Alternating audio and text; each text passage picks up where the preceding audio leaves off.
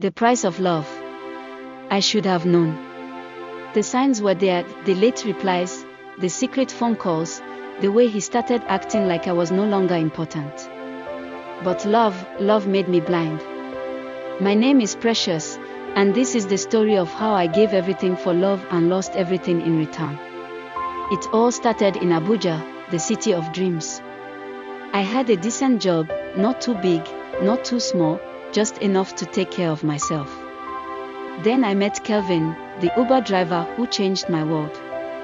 He wasn't just any driver.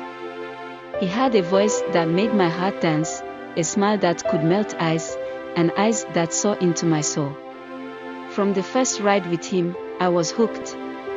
We talked like old friends.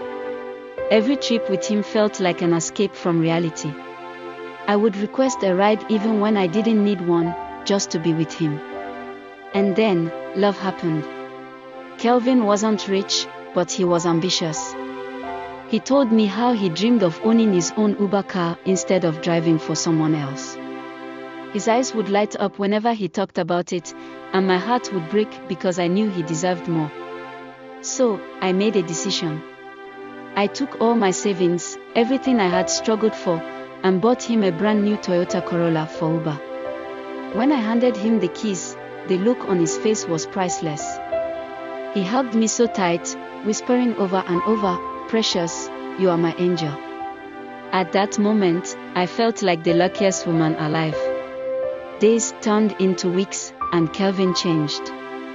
The sweet morning texts reduced, the "I love you" calls became fewer. He was always busy, always working late. One night, I decided to surprise him. I requested a ride through the app, and my own car came to pick me up. But it wasn't Kelvin driving. It was a different guy. "Where is Kelvin?" I asked, my heart pounding. The driver hesitated, then sighed. "Kelvin doesn't drive Uber anymore. His girlfriend got him a car, and he sold it to start another business." I couldn't breathe.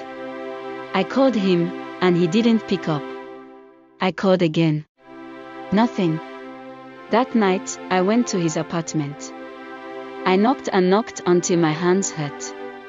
When the door finally opened, Kelvin stood there, shirtless, and behind him was another woman wearing one of his shirts. "Precious, what are you doing here?" he asked, looking guilty but not ashamed. I staggered back, feeling like my whole world had shattered. "So, it's true," I whispered. "You sold the car? For this?" His lips parted, searching for words, but none came. Tears filled my eyes. "I gave you everything, Kelvin. My love, my savings, my heart. And this is how you repay me?" The woman behind him smirked. I will never forget that smirk. It was the smirk of someone who had won. I turned and walked away, my legs weak, my chest tight. That night, I sat alone in my small apartment, staring at the ceiling, asking myself one question over and over. Was love supposed to hurt this much?